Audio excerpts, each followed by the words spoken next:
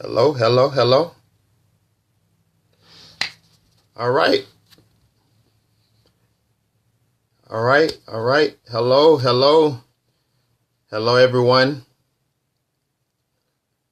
Hello, come on in. Come on in. Hit those hearts for me. Hello, hello. True Woman 69. Hello. Hit those hearts for me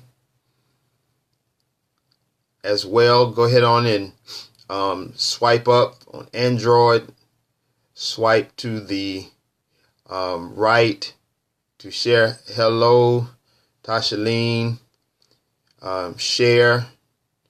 This is our special Super Bowl edition of LeaderScope. So come on in and join us. I know it's Super Bowl Sunday. Normally we are on at 8 o'clock, but I know that many of you all would be watching the Super Bowl. So you'll have your wings and your chips and other things, and maybe sitting at a Super Bowl party. So I wanted to give everyone a chance to share in on what I'm going to be sharing on this evening. So come on in and share on with others this afternoon. You're welcome. You're welcome. I try to stay consistent. I try to stay consistent and committed. So that's good leadership. So thank you for your commitment. Thank you for your commitment. Hello, Miss Parker, 1175. Hello, thank you, thank you, thank you. Let me know where you're coming in from. Let me know where you're coming in from. I know that Beverly. Hey, Beverly. So come on in. Let me know where you're coming in from. I know over the last couple of weeks, there have been some individuals who have joined my scope, and I want to make sure that I know who you are and where you're coming from. So if you can let me know where you're coming in from. So come on in from the Guru headquarters. Thank you. Thank you. Tracy from Background. Thank you. Thank you. Got an out-of-towner. Thank you. From Beacon. I know that place. Yes, that's local. So thank you so much. Thank you so much. Thank you. Thank you. So come on in. Come on in. Come on in. Hit those hearts for me. Hit those hearts for me. Hit those hearts. We're going to be talking this afternoon about empowerment. Real powerful.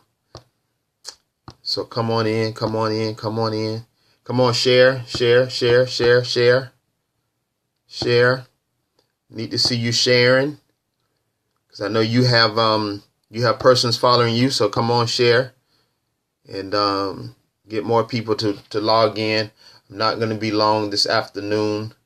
But I do want to share something that is very important to me. You see, I'm prepared for the Super Bowl. I'm prepared for the Super Bowl. TL820, thank you for joining. Where are you coming in from, TL? Lady Parrish, thank you for joining. Thank you for joining in.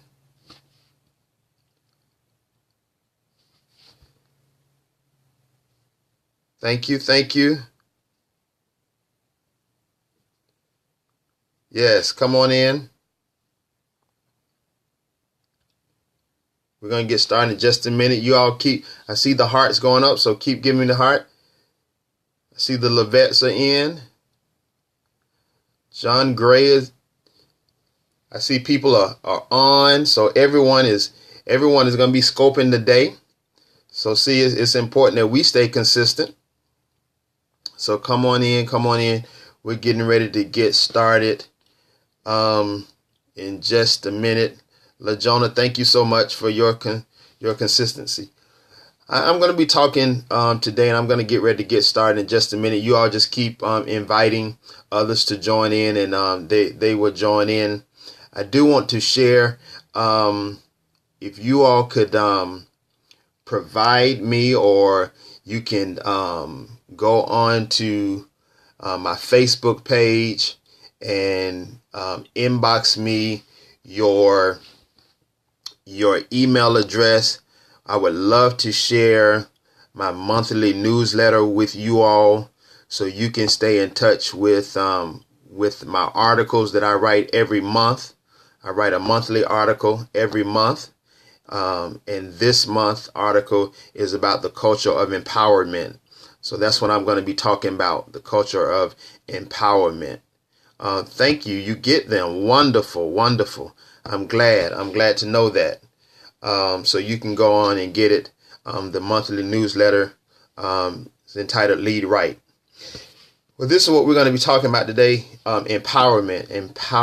Of course, we've all heard that language used, that word used, empowerment, in different settings. As we talk about leadership, we've heard that in so many different settings. When we go into different places in our work, we hear about empowerment. But here's the truth of the matter. Here's where I tend to struggle with empowerment. I struggle with empowerment because I think that we do not use it correctly. We do not use it correctly. We hear that word all the time.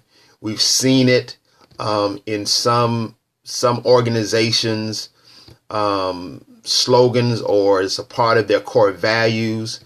Empowerment, empowering the people. But what does that really mean? What does empowerment really mean? When you work on a staff, or you work on a team, and the team discusses that they're going to empower you to do your assignment, what does that really mean, to be empowered? Well, empowerment is really about giving you the authority and to do your assignment. It's really about giving you the authority to do your assignment, giving you the responsibility to do your assignment. And that's what it is. That's exactly what it is. But we don't do that right. We don't execute that correctly to be able to give you that authority and that power to do that correctly. Here's what we typically do when we talk about empowering someone to do an assignment. Typically what we do is we give you the assignment and then we just walk away. So basically, whatever that assignment is, we just give it to you and then we walk away. And when I look at that, and I've seen that happen so many times, when I look at that, instead of really empowering you to do that, instead of empowering you to be successful, technically what I've done was I've set you up to fail. So instead of empowering you, I've created a culture of failure. Instead of creating a culture of empowerment, I've created a culture of failure, because I have not taken the time to truly empower you. One of the analogies that I typically give when I'm teaching this is for those individuals who may be used to using an Apple product versus a Samsung product, which are two different products.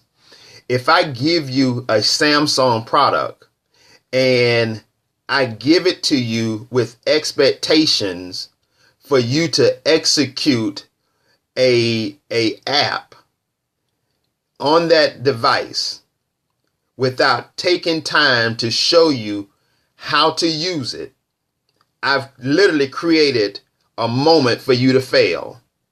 Because if I just put that device in your hand without taking time to show you how to use the device, how to open up the device, how to go to the app, how to use all of the features that come with it, then I have not empowered you to be successful.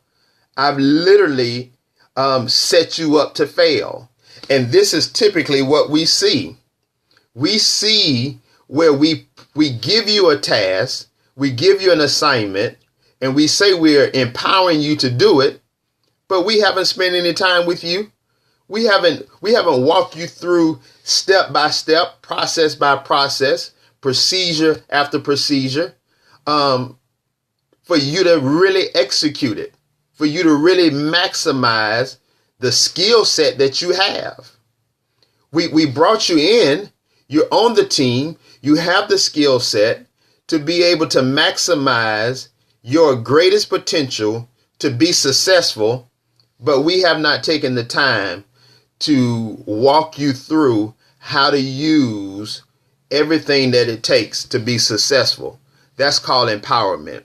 Now, there are benefits to being able to do that. When someone successfully walk with you to empower you, there's benefits to doing that. The first benefit, if I'm going to really empower you, if I'm going to take time to really empower you so you can be successful in your assignment, if I'm going to walk with you, if I'm going to take time and spend time with you to empower you to be successful, the first thing that's going to be created in this culture of empowerment is a healthy relationship. A healthy relationship would be built. And in that healthy relationship, I would discover your passion. You would discover my passion for you to be successful. So in building that culture of empowerment, healthy relationships are formed, whereby I discover your passion to be successful. You discover my passion for you to be successful. And we will continually work together to create a culture of empowerment, but most of all, a culture of success. So that's the first thing. The second thing, we build a healthy line of communication.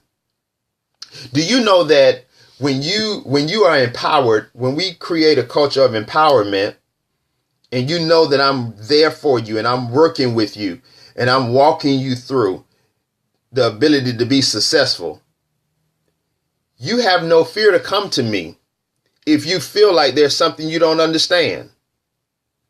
And the reason why is because you know, out of that relationship we built, you know that you can come to me and ask me questions that you may have.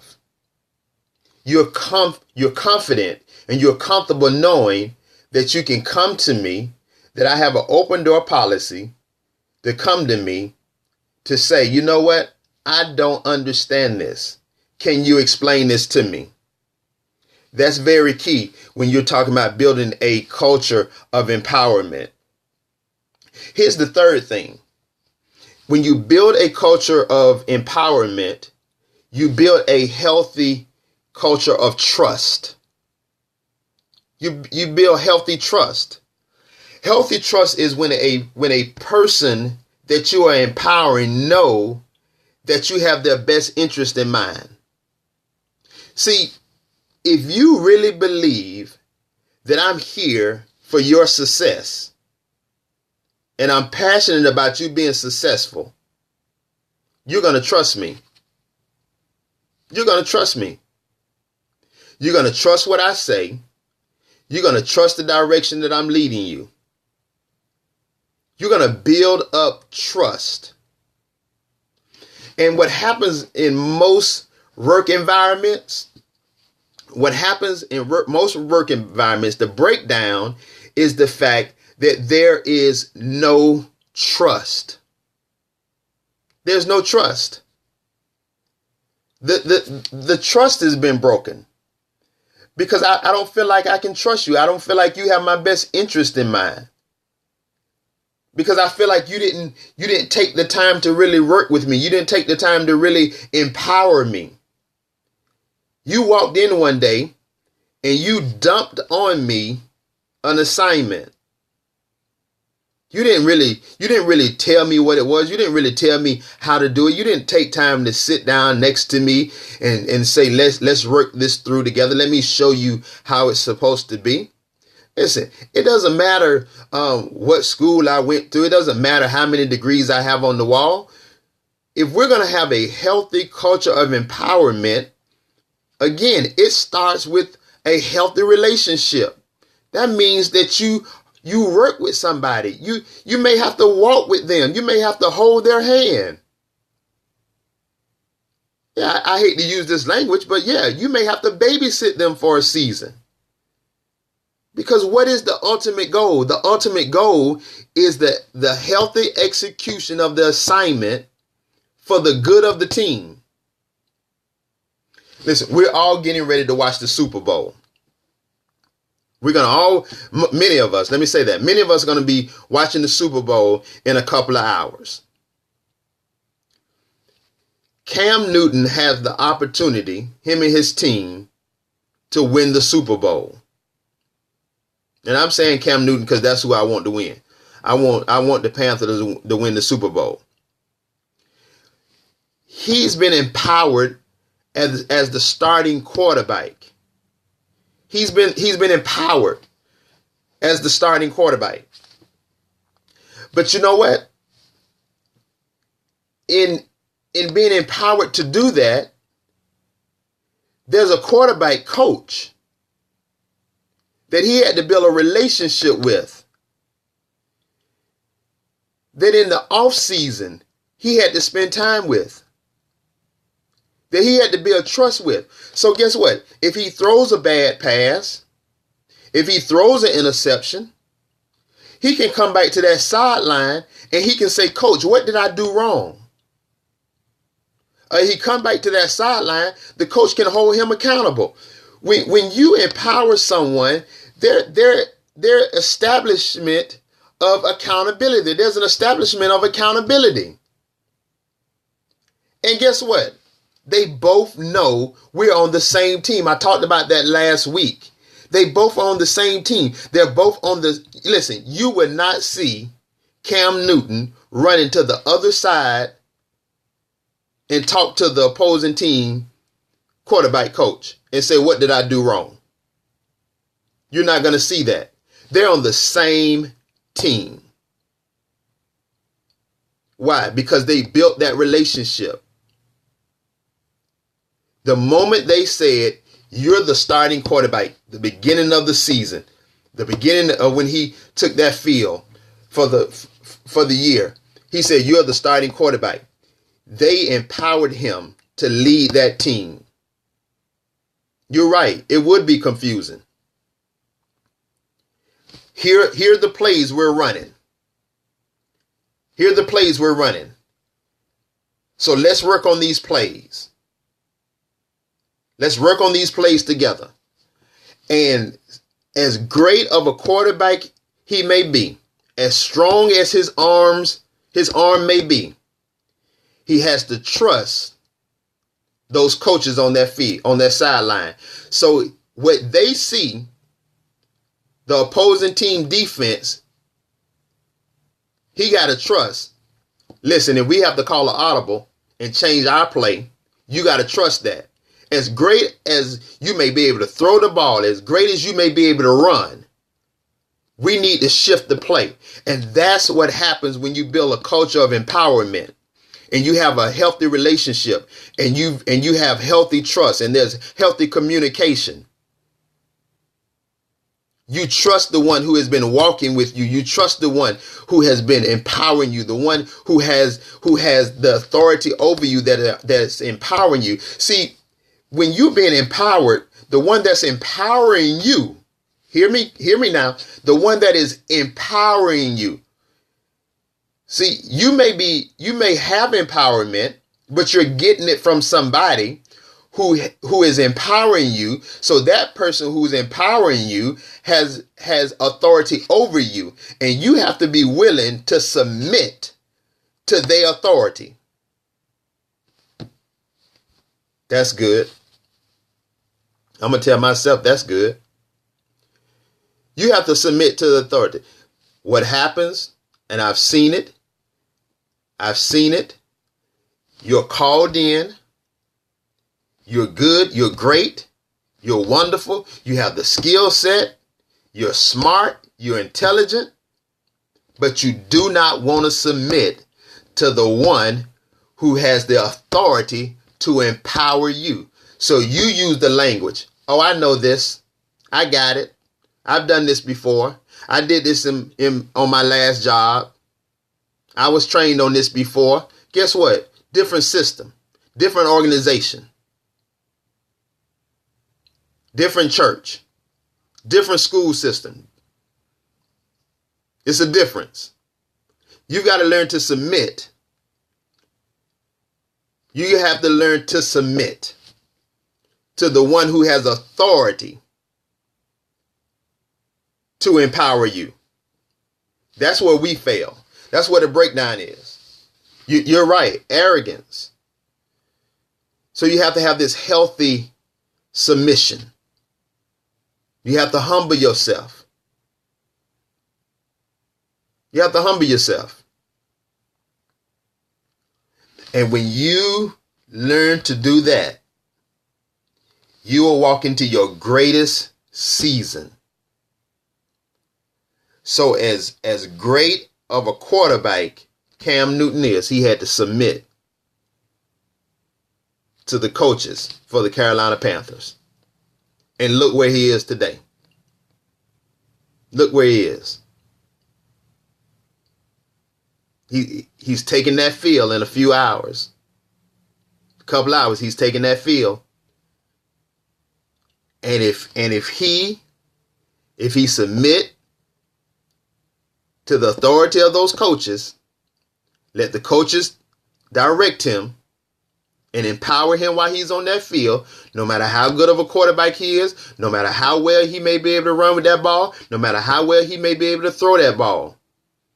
If they see something coming and he needs to change, if they call an audible, he needs to submit to it. So if you're being empowered and the system in which you're working needs to change, if an audible has to be called, you need to submit. You need to submit to it. Because it's building a culture. That's what you have to understand. That whether you're a leader in your church, you're a leader in your organization, you're a leader in your home. Again, remember what I always say, leadership is universal. So wherever you are a leader, it's really built on a culture of leadership. And you're empowering. So you want to create a culture of empowerment. Okay? So again, it's about healthy relationship. Okay? It's about healthy relationship. It's about healthy communication. And it's about healthy trust. Now, those are just a few traits that is within the culture of empowerment. What I would like for you all to do is to go to my Facebook page, go to Cotton & Company's Facebook page. Give me your email address so I can send you this newsletter and you can read it in detail. Okay? You can read it in detail. Okay? Can't give it all to you today. Okay? But I wanted to just share you these 3 traits because these are very important. But if you go to Cotton & Company Facebook page, inbox me. I'll put it in tonight. Make sure it gets in tonight and send you the Lead Right newsletter. Okay? And you'll have it. You'll have it emailed to you. Okay? And if you have a Gmail account and it's emailed to you, you may have to check your spam account. Sometimes it goes there. Any questions? Any questions for me? Any questions? Frontline Warrior. Thank you for being on. Frontline Warrior. Bless you. Bless you. Is there a time frame you should spend building the relationship between you and the expert? You always want to, there's not a time frame, but you always want to keep the relationship.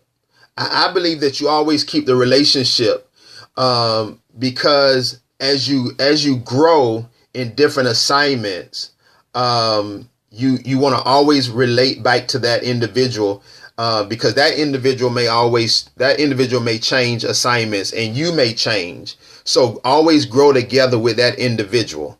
I'm one who believes that you grow together, and you always continue that healthy relationship with that individual. So, did that answer your question?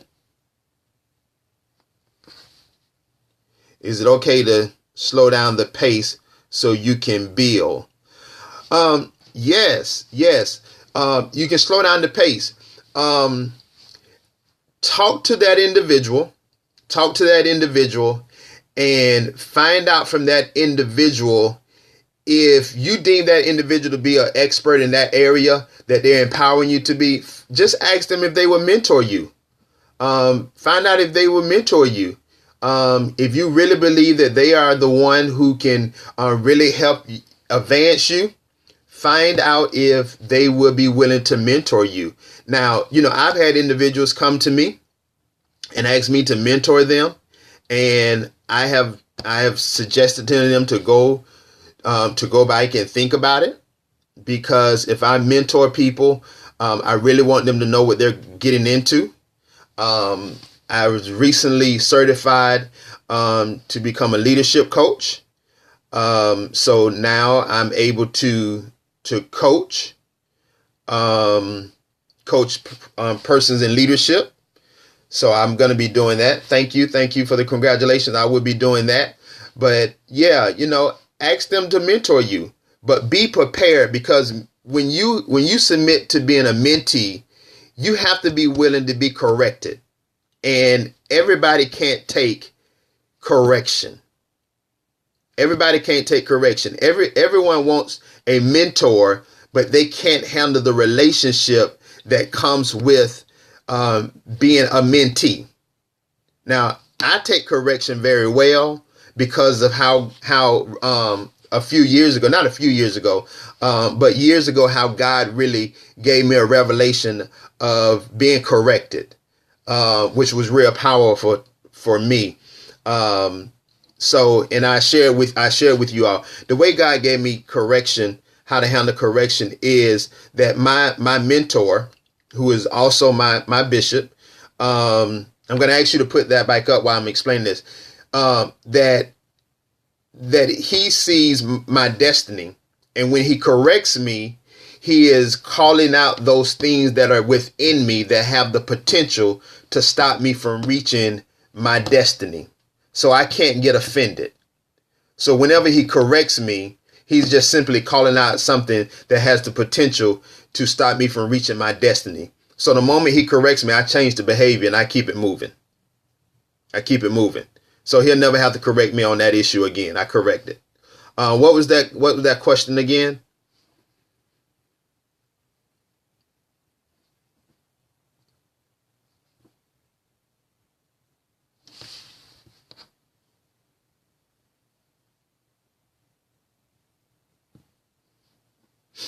Okay.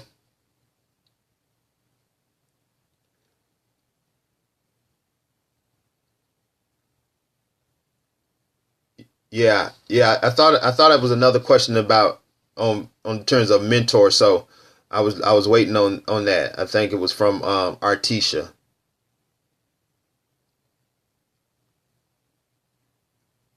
But I advise anyone to have a mentor. And I have okay, with someone else. Okay, I'm sorry. I have a mentor locally. And I have several individuals that what if they don't like the term mentor? What are other terms? It's up to that individual on how they want to be called. It's not really based on the name or the term. It's based on really the relationship and what comes out of the relationship.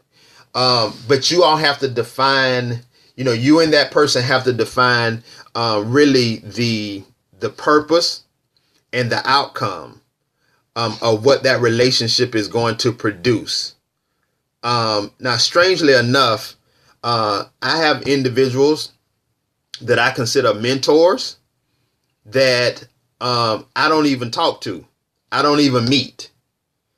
Like John Maxwell is a mentor for me because I watch his life. I watch what he's doing. I watch what he's producing.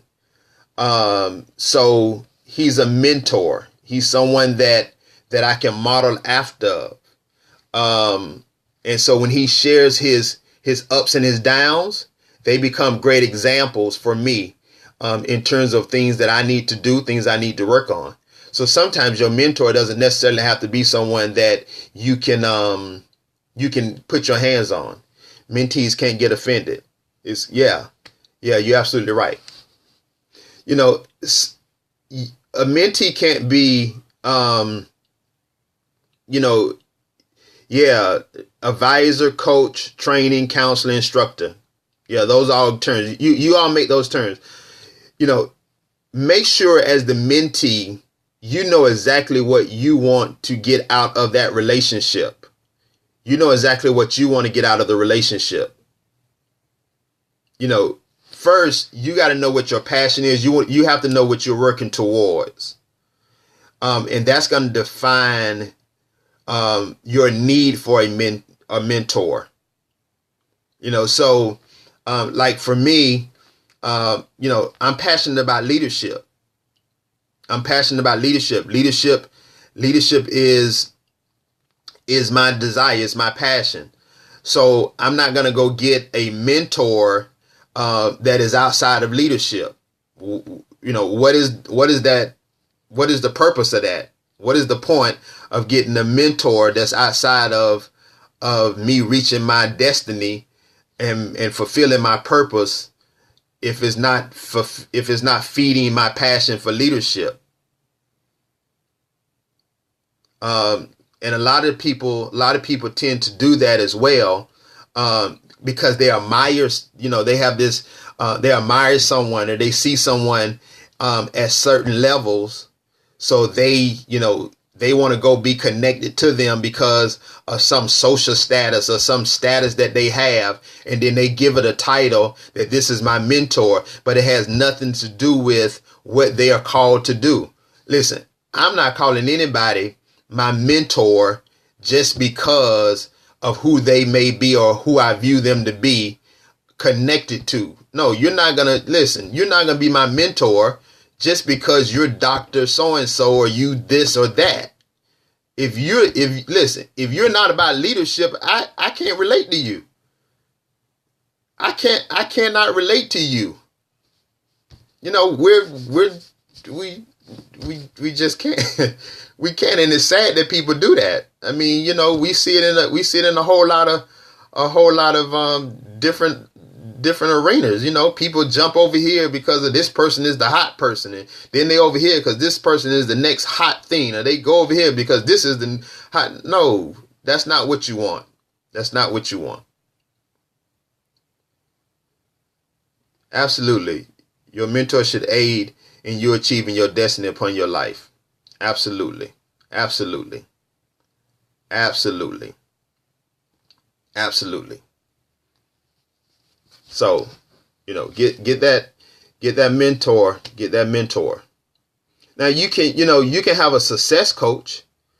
You can have a success coach. That's why a mentor and a coach is a little different. You can have a success coach because everybody let me say this. Because the hip hop preacher Eric Thomas said this, and I believe it to be true. Everybody say I'm gonna go get me a success coach because I want to be successful. The hip hop preacher Eric Thomas says this. and Lord knows I embrace it. He says, everybody say they want to be successful. They don't really want to be successful. They just think they want to be successful. Because in order to be successful, you got to do some things that's really, really, really going to be out of the box. And there's a book that I was reading. I can't think of the title. I think it's entitled Good Morning Mentor. That may be the name of the book. But it talks about this guy who ended up getting a mentor. And he had been wanting this guy to be his mentor for a while. And he finally goes to the man's house. And he had on suit, dress shoes, and the man took him to the beach. And while he was on the shore, the man told him to walk out into the water as deep as he could go.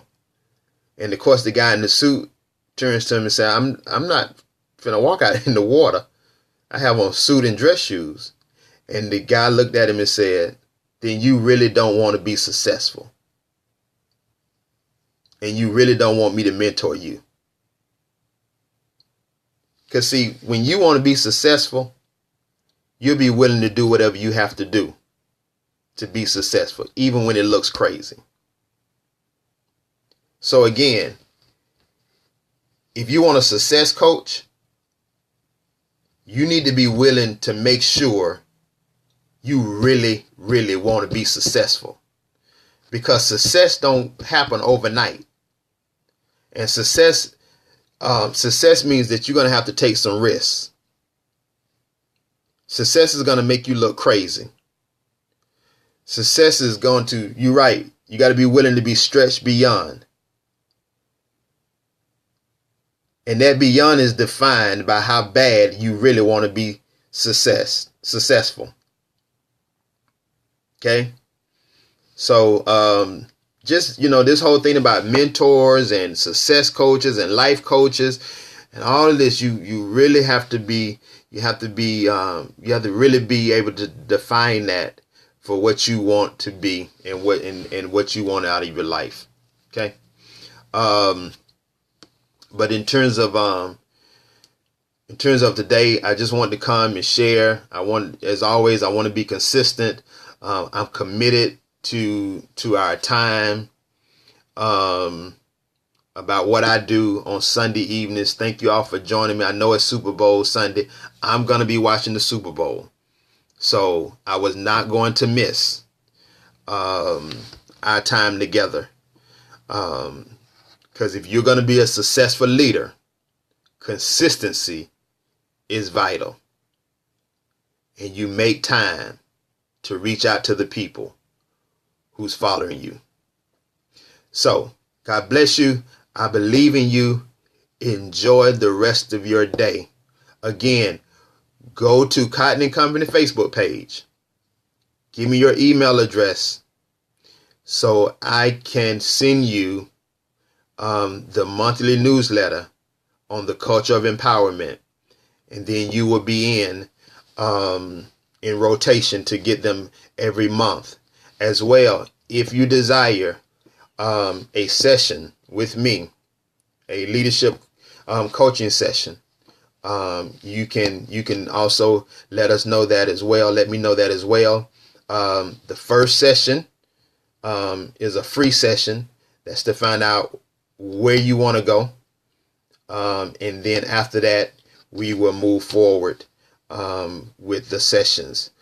So identify that if that's the case. Any questions you have about the sessions and about the leadership coaching, put that in the message that you will send us on Facebook. All right. Culture of Empowerment. Thank you so much. Enjoy your family, your friends, and watch the game. Enjoy the rest of your day. Again, God bless you. I believe in you. Let's take this journey together and lead right. I'll be talking to you real soon.